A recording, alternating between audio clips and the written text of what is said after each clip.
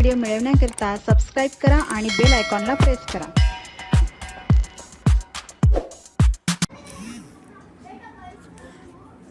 नमस्ते विद्यार्थी मित्रांनो, कष्टी चंद्रपूरमध्ये तुम्हा सर्वांचे पुन्हा एकदा मनपूर्वक स्वागत आहे। आज आपण समर बेसिक एज्युकेशन डे 4 यामध्ये काय करायचे याचा अभ्यास करणार आहोत। मुलांनो, इथे तुम्हाला रंगांची नावे शिकवलेली आहेत, म्हणजे त्याला इंग्रजीमध्ये काय म्हणतात, मराठीमध्ये त्याचा अर्थ काय होतो, त्यांचे स्पेलिंग्स तुम्हाला लर्न करायचे आहे आणि रिव्हिजन करून न बघता लिहून पाहण्याचा प्रयत्न करा।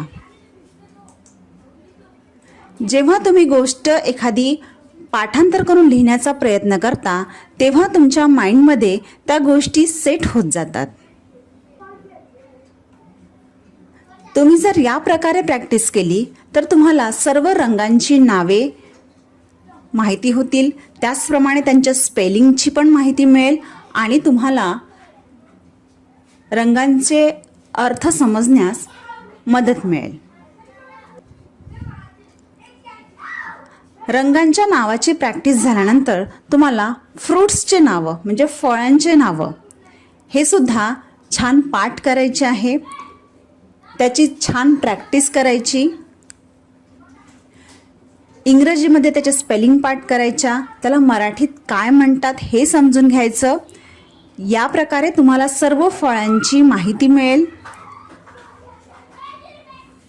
या प्रकारे तुमचे फळांचे नावं पाठांतर होतील आणि ह्या सगळे रिव्हिजन झाल्यानंतर न बघता लिहून पहा, कारण तुम्ही जेव्हा तो लिहिण्याचा सराव कराल तेव्हा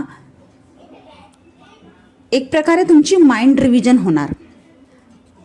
यानंतर तुम्हाला सिंपल रीडिंग प्रॅक्टिस करायची आहे।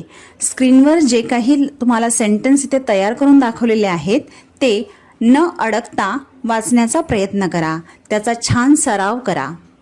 मॅथ्समध्ये तुम्हाला मल्टिप्लिकेशन टेबल 2 to 10 पर्यंत लर्न करायचे आहेत आणि न बघता लिहून पाहण्याचा सराव करा।